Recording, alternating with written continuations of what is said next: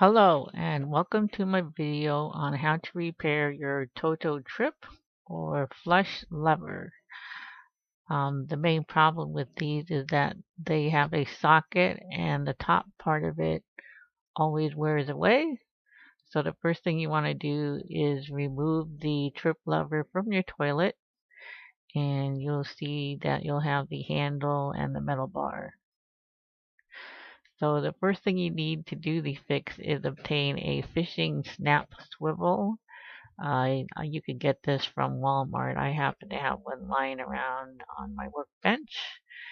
And so you'll use part of this swivel to fix your handle. So first you take your worn socket. You can see on the top of the picture that the metal has worn away. And this always happens. I think it maybe like 1 or 2 years you'll end up buying a new metal handle, which seems like a waste.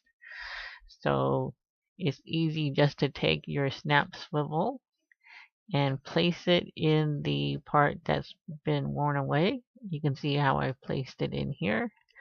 And once that's in place, you'll then be able to take your metal bar and reassemble the handle part. You can see here where I've screwed the metal bar portion back in, and it rests against the swivel, and this will stay in place just because of the natural friction. So then you'll take this and you will put it back on your toilet.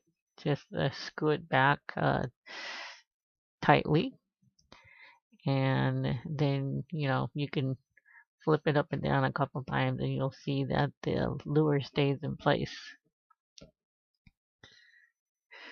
So that's it for my video, and I hope that's saved you some money from having to buy a new lever every few years. And it's always nice to not have to throw a perfectly good piece of metal in the garbage. Thank you for watching my video.